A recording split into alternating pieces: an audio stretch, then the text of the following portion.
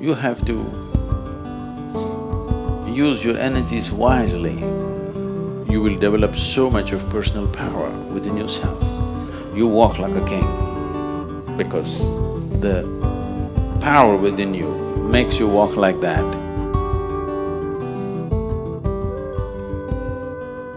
How far a human being goes in this life, materially, spiritually, or in whatever dimension, essentially depends on with how much energy he can crackle. Yes. There's a whole lot of people with lots of energy, but there is no wisdom or the necessary systems within themselves to transform this energy into a kind of a personal power. Power is not about somebody else, power is about you. How much of a potential power you are determines the intensity and profoundness of your life and how effective you will become in your life, in whatever area we choose to operate. If this power has to come, you have to use your energies wisely. Energy can be aggregated into power with the necessary wisdom and necessary tools that we employ. Otherwise, energy can be dissipated simply with endless amount of thought, endless amount of reactions and anxieties. I want you to observe your day-to-day life, a simple thing. Just let's say, how many words do you utter in a day? You never counted? Oh, you should. You should. Just make an estimate tomorrow, from morning to night, how many words you utter. Day after tomorrow, cut it by 50% and say the same things. You're not cutting off communication with people. You're still communicating, but with 50% of the words. Your language skills will improve for sure.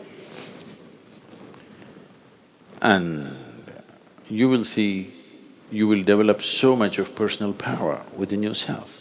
See, there is scientific evidence to show at least 20% of your energy right now, as you sit here in a restful state, is being consumed by your brain. If you bring this down,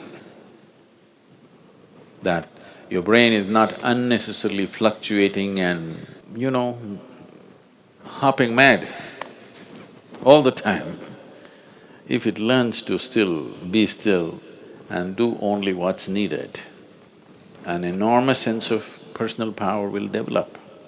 You can't do this with your mind right now. If you try to stop it, it'll hop even more crazy. At least do it with your body.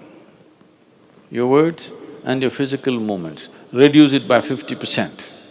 If you want to look at this, look at this. If you want to look at that, don't do this. With your body and your utterances, if you do this, slowly it will also start manifesting in your mind. It will not do unnecessary things. When you don't know unnecessary things, the energy that you have slowly transforms itself into potential power. So in developing this, the asanas that you practice, the Surya Namaskar that you do, if you're doing, or whatever other kriyas and other things that you do, is essentially to develop this power. This should not be dissipated in unnecessary action. Right now you cannot curtail the number of thoughts you're having in your mind. That also can be, if you just bring in a reverberation within you, a simple mantra. If this is going away crazy, simply chant for some time, create a certain reverberation. You will see it will generate enormous amount of personal power. Without this power within you, you will not break through dimensions of life. Life, right now, for most people,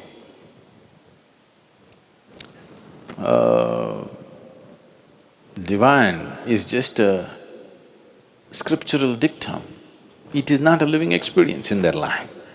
If it has to become a living experience, if something as powerful as the Creator has to come into your experience, there must be some sense of power within you. This must be always understood. Power is not about domination. Power is about becoming effective.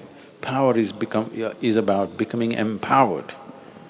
Only when you carry the potency of this power within you, you walk through this life, it doesn't matter where you're placed in the society. It doesn't matter financially where you are, materially where you walk like a king because the power within you makes you walk like that.